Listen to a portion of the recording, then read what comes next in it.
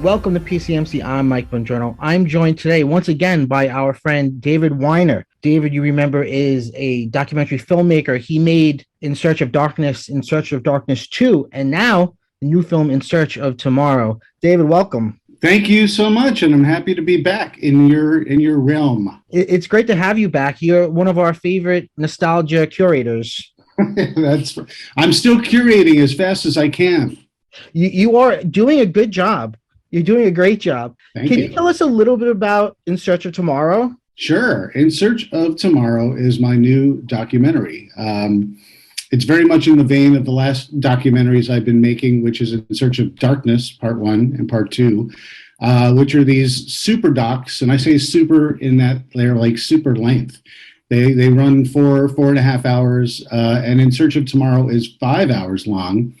And the reason why they're so long is because they're structured from, they cover genres in the 80s. So In Search of Darkness is films of the 80s that run from 1980 to 1989. In each year, we cover a bunch of movies. And then in between each year, there's a larger context chapter. So same structure for In Search of Tomorrow, but now we're going through a journey of 80s sci-fi cinema.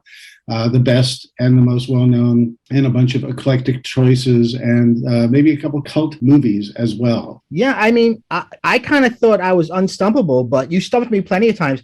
I had never even heard of Cherry 2000. Oh, Cherry 2000, yes, by Steve DeJarnette with Melanie Griffith. Yeah, that's a fun one. I have to find this now. That was kind of a video store staple back in the day. You know, it was one of those things where, you know, at the mom and pop store, there was always that copy of Cherry 2000 sitting there. And I always was kind of, you know, is this exactly something I want to watch? It looks pretty cool, but I don't want to be deceived like I have been so many times before with the explosions and the action on the cover versus what I might get. So that's one of those movies that delivers with a really interesting premise, but maybe not on everybody's radar.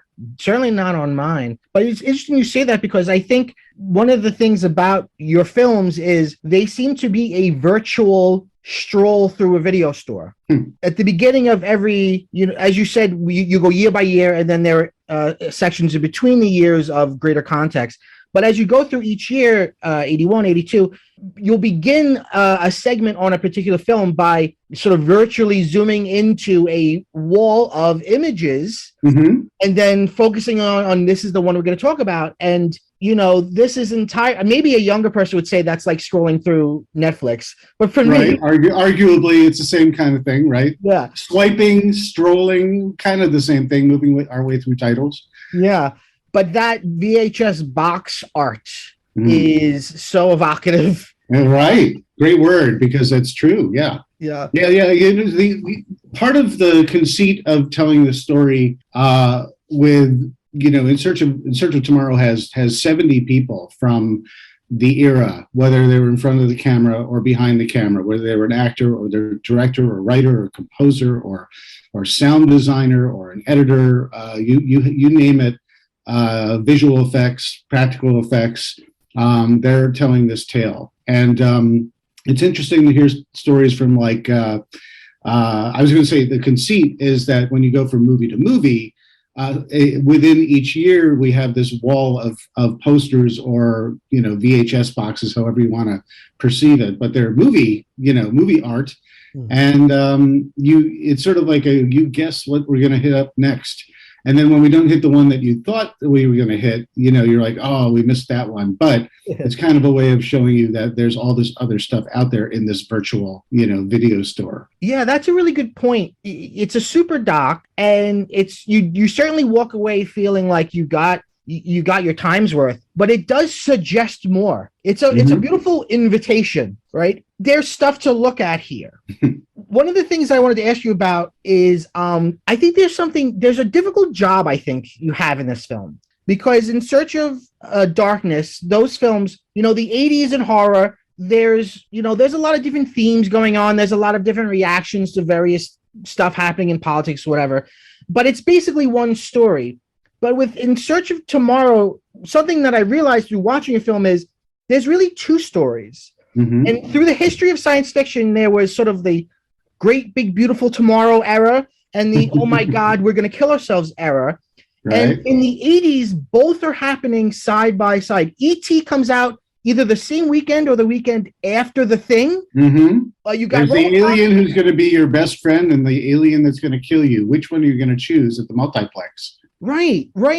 Was it difficult in sort of crafting a balance in your film of how do I get both of these stories happening? It's the difficult nature of making this film is that there are so many great movies that came out in this decade. When you really stop to think about all the titles that were sci-fi based or sci-fi connected to, and I say connected, like if there's like Outland or Empire Strikes Back, E.T. even, it's an alien, or you're in space, or it's clearly, there's no question about it, it's sci-fi. But like you're saying, you've also got, the post-apocalyptic genre. So, the Mad Max genre or the what if genre, if you're talking about war games, for example, that touches upon sci-fi very much because it plays out a scenario that's fictitious, but it's very grounded in the reality of the possibility of what we could find ourselves in as a world and as a country, especially back then during the Cold War. And so a lot of these movies, like you said, and you made a very, I think, astute observation. There's the positive look at it, like Star Trek, the vision of the future is very sort of ideal, if not slightly utopian, and then there's the dystopian view. You've got Blade Runner, or you've got, Escape from New York, where the future is bleak. And it's not someplace we really want to be. And perhaps it's a warning that if we stay on the path that we are on, we're going to end up, going down that path. And so you draw your conclusions for contemporary times, but we're talking about the 80s. And I might as well throw in that all great sci-fi is really a true reflection on society at the time, if not a timeless reflection on society and sociology and politics and just who we are as humanity in general. And so a lot of times what's great with there's sci-fi that's like John Carpenter's They Live, where it's in your face saying this is the subconscious damage that we are potentially experiencing, or it's just you could or even Alien Nation, where it doesn't take too much imagination to say, well, wait, maybe this really isn't about aliens, it's about us, right? But there are some movies where it's you can just look at a Star Wars movie or Bill and Ted, and you just say, well, that's just escapism. But if you want to draw some larger conclusions, even Ghostbusters, blue collar, versus the elite and the white collar, it's however you want to approach these movies. So I don't want to get too deep about all this stuff, but I think that's what's great about sci-fi is that there's the story that's there, but there's a whole other layer that you can peel away if you want to. Yeah. Well, since you brought it up, Ghostbusters is, I have the Ghostbusters symbol tattooed on my arm. Mm-hmm. Ghostbusters is the most important film in my life. Can you tell me about, and I don't know if this is a spoiler, but Ivan Reitman appears in the film. Mm-hmm, mm-hmm. Can you tell me about, and I don't know, this might be, he sadly recently passed away. Yes. I don't know, this could be one of his last things, right? This could be one of his last interviews. I don't know. We don't know, but. I have no idea if it's his last interview. I don't believe it to be. I shot this last June. So, but this alongside the Ghostbusters Afterlife promotion that he did with his son, I'm not sure. In fact, this was right before he did Ghostbusters Afterlife. But this is, I think, one of his last interviews where he really got to talk more about other films and his career. Because of course we talk lots about Ghostbusters in this film, but we also talk about, he was the producer of Heavy Metal, the movie, the animated anthology, which is a mind bender and so wonderful. And then he talks about, being the executive producer of Space Hunter, Adventures in the Forbidden Zone in 3D. And, he talks about music and working with Elmer Bernstein, and it was just a real treat to see the gleam in his eye to be able to talk about all of this stuff. He seemed to be really engaged. He was so gracious just to agree to be in our film, and he invited me to his home, and I got to sit down with him for some quality time. And yeah, I mean, of course, it's very sad, that he's gone, and it was very unexpected. But he looks so vibrant in your film. Yeah, so healthy. He was. But that being said, I think that puts a spotlight on how a movie like this, is that much more of a time capsule, of an era and of filmmakers and creators and content producers who are looking back at one of the great times in their careers and one of the best decades of filmmaking. Absolutely. Going back to what I asked before, what in the actual editing process, was there any discussion of, okay, we just had a post-apocalyptic, now let's put a lighter one? Was there an actual balance of, okay, we can't do two bummers in a row, we can't do two lighthearted in a row? Believe it or not, I make this decision because this decision is made for me. Okay. Because what I choose to do in order to keep things kind of on an even playing field is I go based on U.S. theatrical release order. So in any year, the order of the movies that are ultimately chosen and that make the cut of this film, were all released in chronological order. That's why we start, the first film out of the gate is Saturn III. Right. Which is a wonderful film, but the second film, I don't know if you want to say, the second film is much more what I immediately think about when I think. Yeah, well, why don't we tease it and just say it has to do with time travel, right? Yes. So let me ask you this.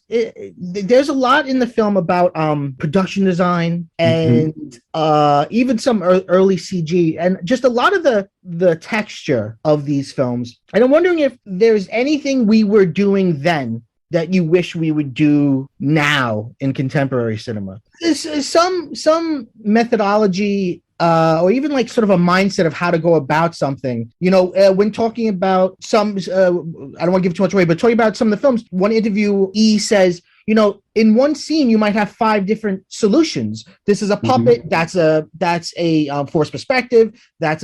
And you kind of can't just do it all CG. So I'm wondering, what do you wish we would do more now? Well, I think, it's an interesting that you say, what do I wish we would do more now? Because in my mind, it's flipped. The 80s really were sort of a groundbreaking time in terms of practical effects and visual effects, and the beginning of CG, as you mentioned. The early days of CG, computer-generated images with, The Last Starfighter and with Tron and with The Abyss, Flight of the Navigator, all these movies, even young Sherlock Holmes with one of the first CG animated characters, this killer stained glass, that kills this priest. By the way, if you've never seen Young Sherlock Holmes, it's a wonderful film. That being said, directed by Barry Levinson, I think written by Chris Columbus. So it's really got that Amblin feel. But it's kind of backwards the way you ask the question. Not that the question is wrong, but my brain just basically thinks that was just the foundation. That whole decade was when everyone was sort of working out the process to really create the blockbuster, because in the wake of Jaws and Star Wars and, Close Encounters and Empire and Raiders, basically, Ridley Scott. And then, James Cameron, all these people cutting their teeth with some of the greatest films they've ever made in their careers. They established a process in order to make all this stuff that ultimately moved on from practical effects to advances in visual effects, where they didn't have to do things practically as much. But the pendulum is has kind of swung back, where there is a lot more practical effects with sort of CG sweetening. James Cameron is someone who said, obviously he's doing all the, he did Avatar, and he's doing a bunch more Avatars. But I've spoken with him in the past talking about Aliens, and he said, I would do the Alien Queen CG this time around. But the mistake people make is they just do it in the computer. And the thing is, you need a photoreal source to make it look very real. Mm-hmm. And so, I think the pendulum has swung back where I think everyone got a little tired of bad CGI.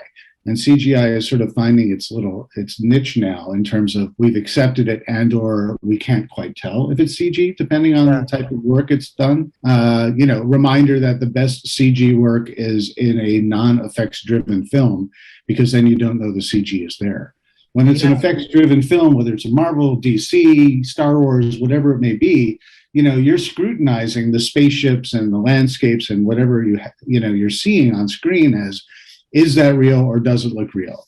Whereas when it's in a non-effects driven film and you're paying attention to the story, you're not noticing that they added, a landscape. They took things out of the shot. They changed the weather. They changed the look of things, just for an era or a period or an inconvenience for a shot. Yeah. So I'm straying with my answer here, but I think generally filmmakers now really look to the template that was created in the 80s in filmmaking in general, whether it was the concept design, whether it was the storyboarding, whether it was the production design and everything that just went into telling a tale.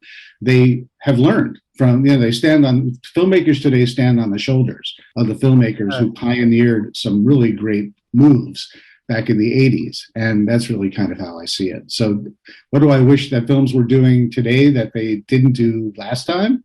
I think they're doing everything and more based on what they learned from the movies that we grew up with as kids. Yeah. Yeah. And it was a long answer, wasn't it? No. But, you are right that I think too often people have a sort of knee-jerk, like CGI is bad. I recently saw something that blew my mind that said, despite what the marketing said, Star Wars Episode 1 has tons of sets, tons of puppets, tons of, somebody made a point that Episode 1 has more practical effects in it than The Force Awakens. But we think of, Episode 1 was a CGI completely movie, and The Force Awakens, JJ brought us back to the old ways, and it's like, no, some of it has to do a little bit with, I guess, the way we're talking about things. I think also when you look at the George Lucas prequels of Star Wars, I think something that pun intended, it colors our impression of what we're seeing, because every single frame is colored exactly the way he wants it to be. Yeah. And so every shot is a painting, and it doesn't necessarily look photo real in terms of we set up a shot, pointed the camera at a set and filmed it the way it looked. He's creating a world, and in creating a world, he's painting every single picture to be exactly as the composition he wants and the colors he wants and the mood that he wants. And collectively, when we walk away from any of those prequels, we feel like we've seen a big computer-generated image. And also because of our knowledge that there's lots of CGI in it, right. It's hard to tell where the sets end and the CGI begins. Yeah, that's a good point. Something that I wanted to ask you about, just because it's a personal thing for me that I care about, which is in your film, sometimes you'll use clips from the Siskel and Ebert show talking about a film. And I have this love-hate. Siskel and Ebert was like the first grown-ups I ever saw talking about movies and thought, you can talk about movies. But then there's like your other films, In Search of Darkness, that you'll have clips of them being really, really hard on slashers. And, so it's so interesting. Like sometimes I so agree with them, and sometimes I'm like, you guys are being a little too hard on, Silent Night, Deadly Night. Yeah. I'm wondering what your feelings are on their legacy. Well, I do want to point out that one of the first clips I use, I can't remember if it's the first, in Search of Darkness, is when they're talking about Motel Hell. And Ebert is really talking about how he can't tell if it's like trash like Texas Chainsaw Massacre, so there's a backhanded, comment there, Yeah. or if this is a genius film. So he's showing some light to it, Yeah. and then there's another element where he's talking about The Thing, where Ebert says it's the barf bag movie of the summer. But if you look at Siskel's response, he gives this look just genuine, like, huh? Like, what are you thinking? This is a great film, and it's all on his face. Yeah. So I think when you're talking about the 80s, film criticism that became mainstream on your television, where you ultimately came. This is way before Rotten Tomatoes. You were looking to critics that were respected, just literally giving thumbs up or thumbs down to help you decide if you wanted to see a movie. They were a real staple of that decade. And I think that's the thing, is when you're painting a picture of a certain era, you have to include some of the staples, whether or not they were right or wrong. I think it's that much more amusing to see their responses, whether they were positive or negative, even if it's kind of in their nature to hate things. That's why it was important for me to show them being positive about some of these films as well, just so it's not polarized where they either all love it or all hate it. I think I have a fine balance. But you asked what I think about them in general. Yeah. I think they, for better and for worse, kind of like Blockbuster, they made it much more mainstream. They were part of this whole process where people all of a sudden cared about box office, numbers on Monday morning and what won the box office. No one cared about that in the 70s. But all of a sudden, after Star Wars and came around, and Spielberg and Lucas come along, and all of a sudden people are paying attention to who won the box office, who's doing well, and then it's everybody. And it's just a way of life that sort of changed in terms of the wonderful invasion of movies in life. Tied in with Entertainment Tonight being on television. Entertainment Tonight appeared in the 80s, where it used to be just, the movie critic was on the local news. Gene Shalit, would give, film critics with giant fuzzy mustaches would appear and talk about their favorite movies. And then you'd read it in the newspaper, and whether kids wanted to go or not, or you wanted to go or not, that was just the way things were. But the 80s really changed in terms of entertainment being very much in your living room, dictating your decisions and your discussions. And I wanted to have a taste of that. Yeah, I think it's, you're right.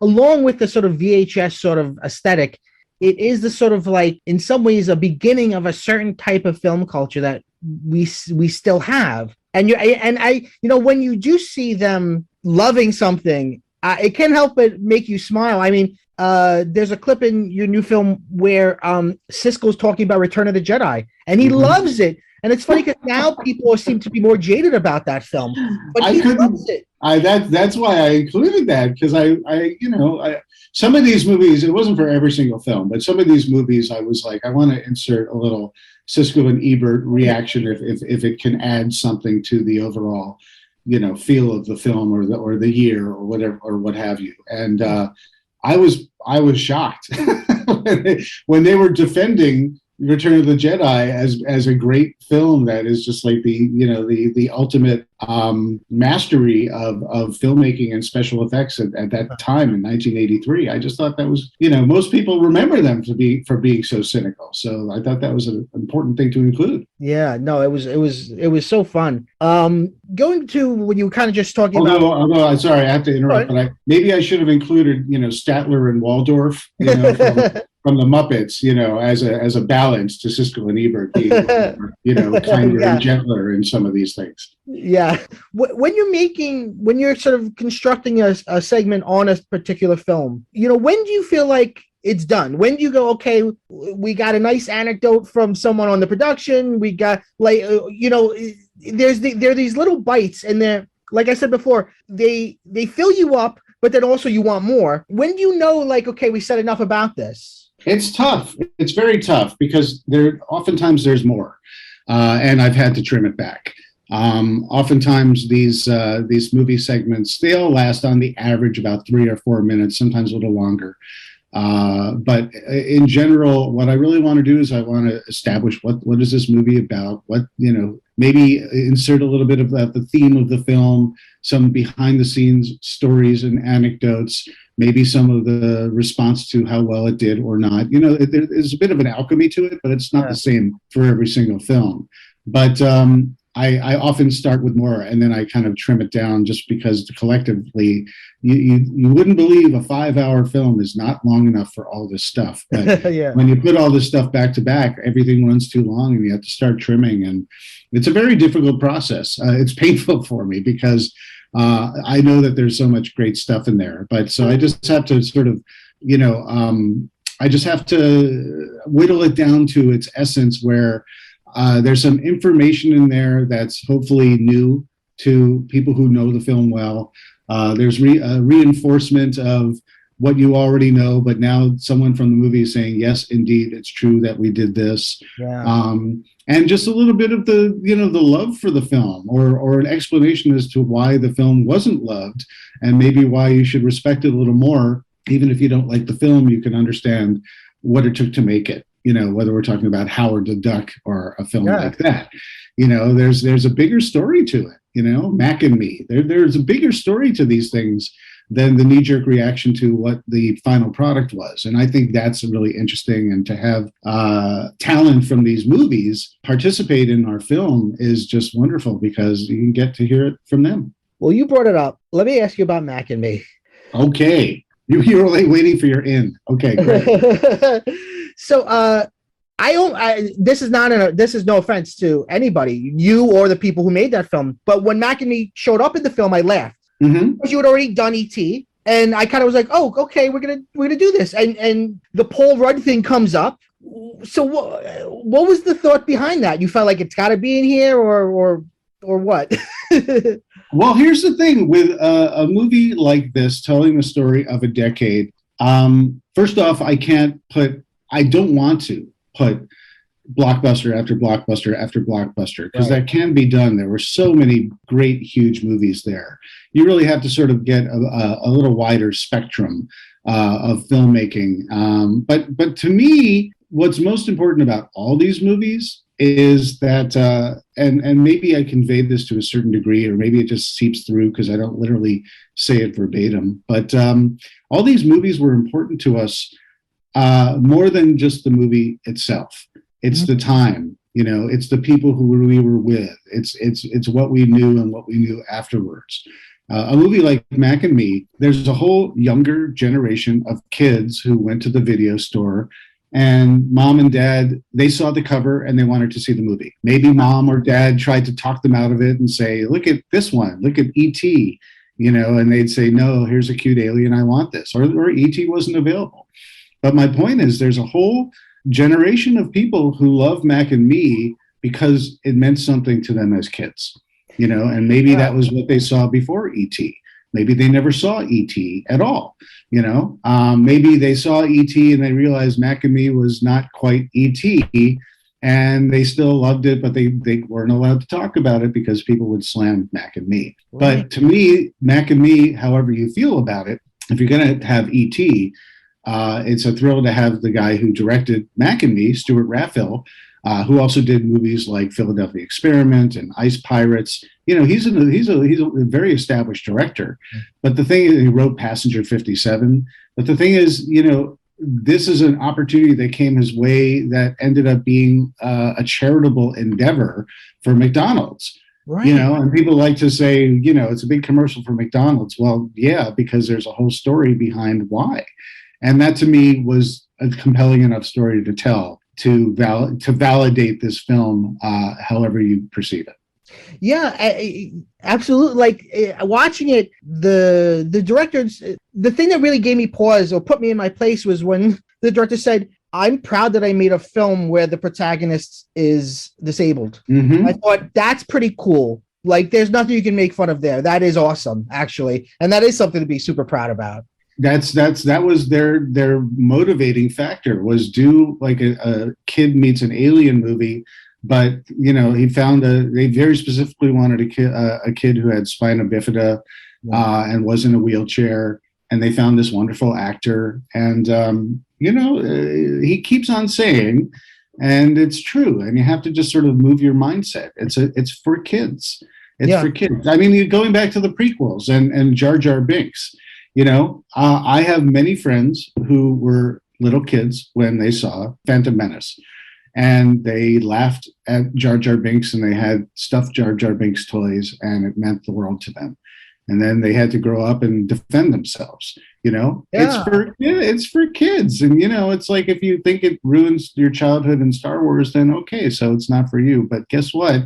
For a lot of people, it was fine, if not beloved. And I think when it comes down to it, we live in especially where it comes to online discourse or lack thereof, we live in a culture that likes to be superior and make fun of others. And people can often be hesitant to talk about the things that they love the most because they're expecting to be slammed for it. Yeah. And I'm all for, and this is what these movies are about. This In Search of Tomorrow is a celebration of a decade that was not perfect. The filmmaking was not perfect, but there's a lot of great moments and a lot of memorable moments, a lot of nostalgic moments, and a lot of moments that maybe need some explanation as well. But at the end of the day, these movies are important to us for different reasons that are all personal for us, and you can never take that away from anyone. Yeah, I do love that the film is really not cynical about things. Same thing with In Search of Darkness films. It's sort of, there are your big blockbusters, and then there are these other things that you may or may not know about, and they all have this value. I was wondering, were there any films where you couldn't figure out, is this sci-fi or is this fantasy? Does this belong in this film? Does this not? That's a good question, because that starts at the beginning. I think I might know where you're going with this question. But in the beginning of this whole process, I really had to decide what is sci-fi, really, and how closely do we need to adhere to what definition of it. And once I got comfortable with the idea that this is not a movie that's going to spend time deciding if Star Wars is fantasy or sci-fi, it's not. To me, it comes down to technology and how technology affects us. I think that's basically just the broadest definition, because that's how you can qualify justifiably the post, Mad Max movies, or war games, or even James Bond and his gadgets. Right. That's all sci-fi, or just, mad scientists in the lab. Frankenstein is sci-fi through and through. Is it a monster movie? Is it a horror movie? Yeah, that too. But sci-fi straddles a variety of genres, and it's very malleable and flexible.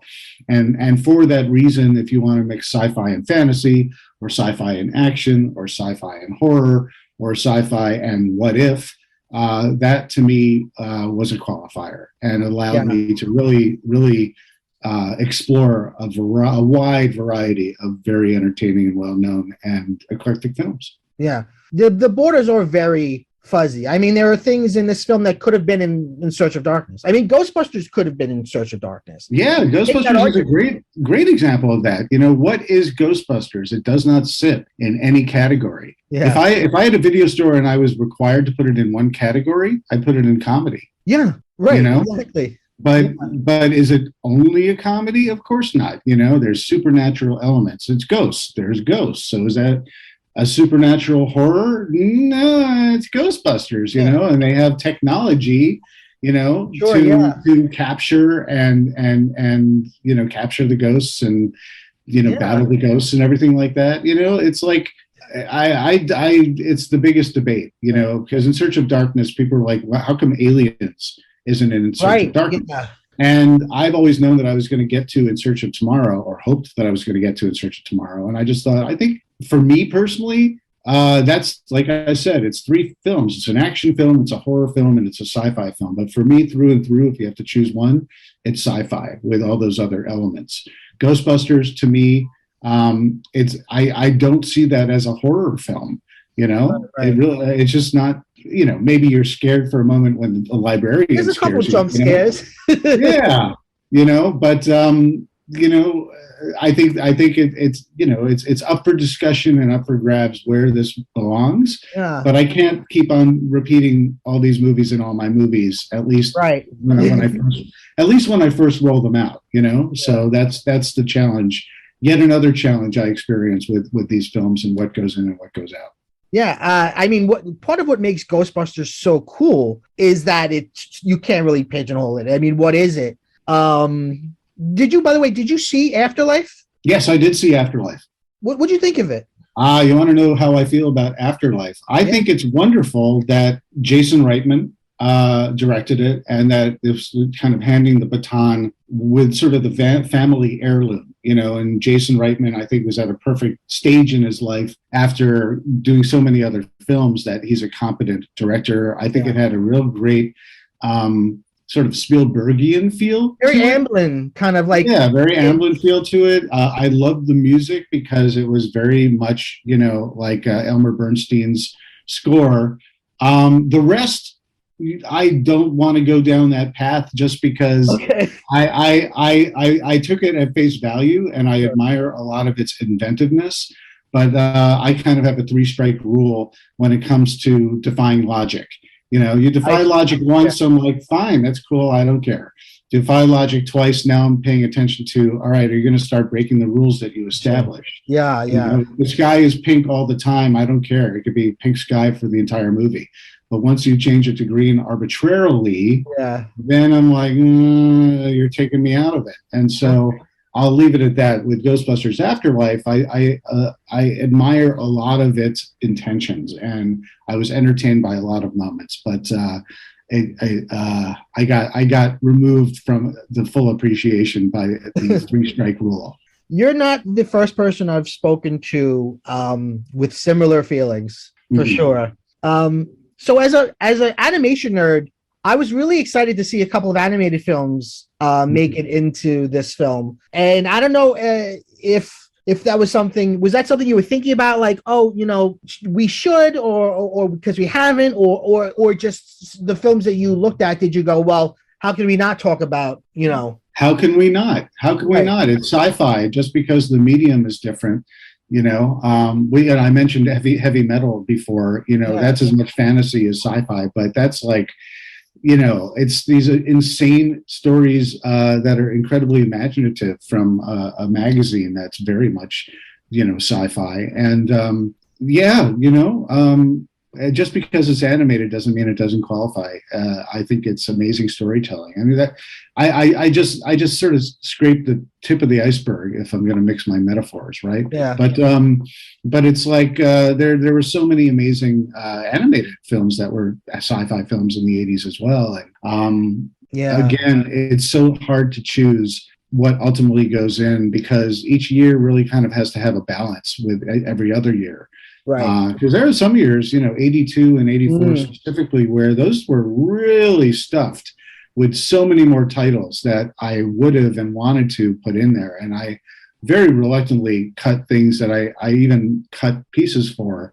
But for overall balance of this 5-hour extravaganza, it just made sense not to include some of these films. So, fingers crossed, if this does well and everyone likes it, tell your friends, because I'd love to make a part 2 and keep on going and add so many more of the things that didn't make part 1. Yeah, you've been on my friend Peter Marsh's podcast a few times, and he will unabashedly tell you his favorite film of all time is the Transformers animated film. Right. And it's in the trailer for In Search of Tomorrow, but didn't. Yes, it is. Didn't make it in there. I chased after Peter Cullen, and I really wanted him. He's the voice of Optimus Prime, and I thought it would have been amazing to have him. And he was unavailable, and I kind of thought, based on who I had talking about the Transformers movies, let's wait and maybe we can get him the next time around. And so, again, it's one of those difficult decisions. We could sit here and talk about all the movies that didn't make In Search of Tomorrow, but it's one of those things where I'm never going to be able to get all the ones that people wanted. And there's another element also of when we're first pitching the idea of this and putting a trailer together before the movie is actually made, where it's really just as much pie in the sky as it is what the film is going to end up being. Because there's so many amazing films. A trailer like that is evoking a feeling of nostalgia and a sense of what the decade had to offer. And Transformers is in this movie because you've got a poster, but unfortunately we don't have a movie segment. But that could be rectified in the future, ideally. Yeah.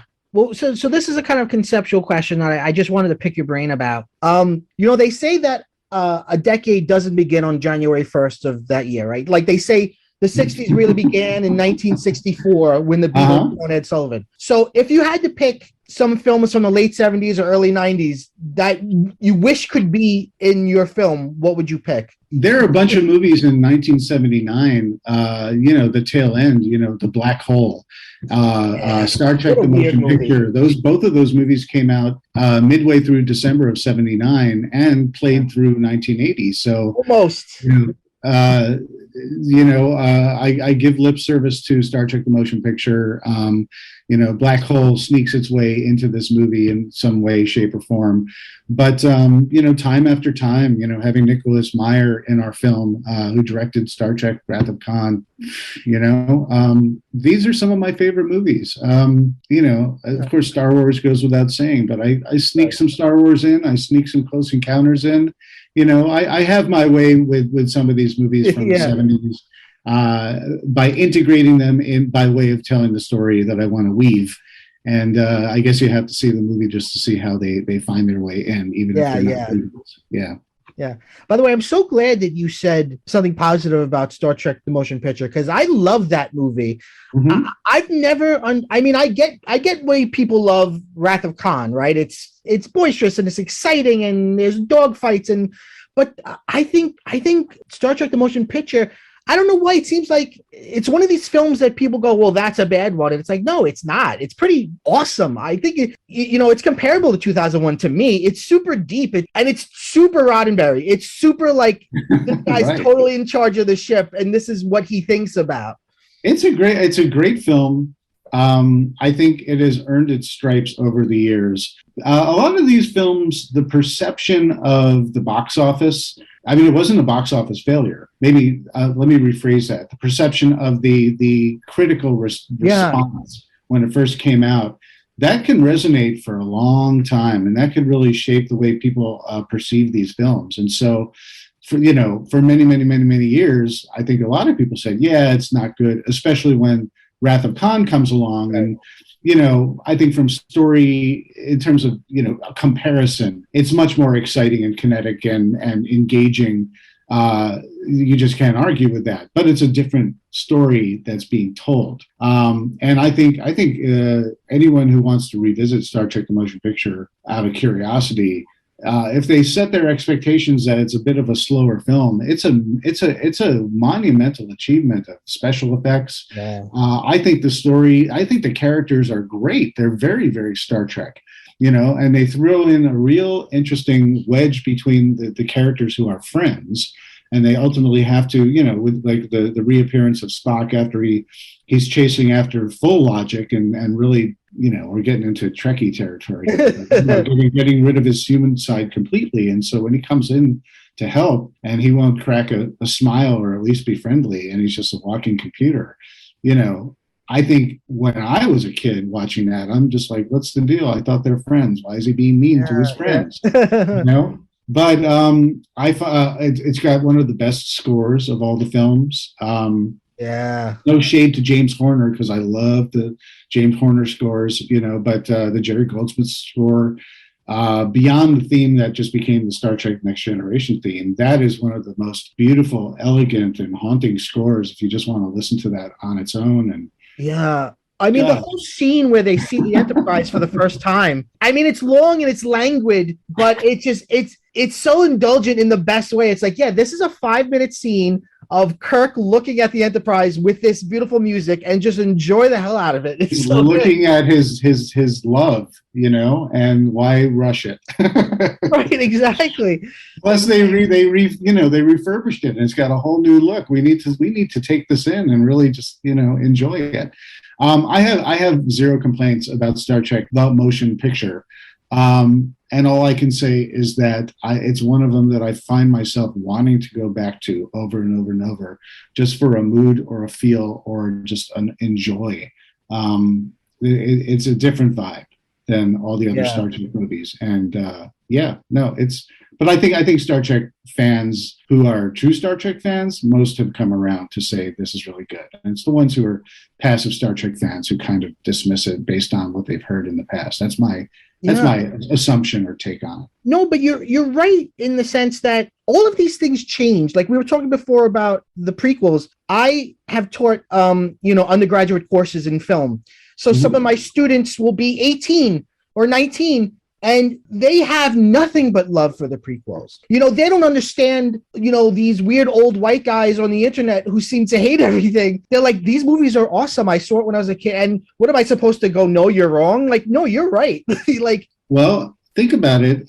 It's a whole new generation that's experiencing it for the first time. That's the other thing also. Star Wars is a great example of the longevity of a franchise that evolves to a certain point where you have the original trilogy, then you have the prequel trilogy, and then you have, I guess, their Disney trilogy, for lack of a better word of putting it.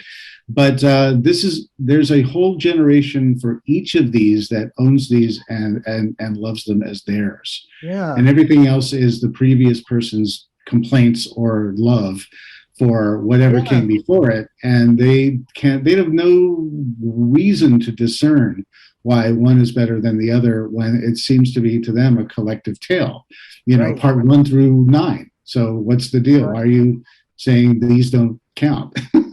Right. No, especially when the original trilogy is 4, 5, and 6. And I'm sure that's that much more confusing. You're like, well, why are you saying the whole start of the thing is terrible? There's nothing to compare it to. They don't think in that linear fashion for the people who were around in the beginning. Right. Well, even like when I was a kid, I watched all of the original 3 on VHS. And when I met people who said, "Oh, Return of the Jedi is not good," and I'd be like, "No, they're all great, and they're all one thing. I have the box set right here. I have the VHS." I think the fandom of Star Wars is very diversified over generations. Yeah. Fandom, they hold these things very dear to their hearts, and I think that's wonderful. You get the toxicity by the people who gatekeep and want to be better than others and superior, and that's definitely part of this. And I think some people pick up on that and think that's how they should behave.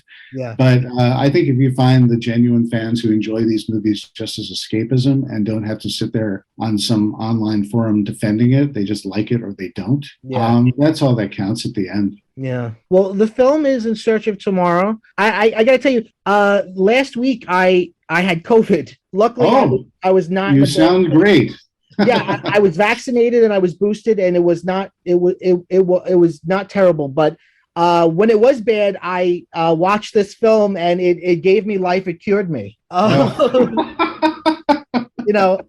wouldn't. I will choose to believe that. Yeah. Yeah, I won't, compare it to like horse tranquilizer or whatever, but right. Tomorrow, it definitely made me feel better. I'm so glad, and I'm so glad you're feeling good. Thank you.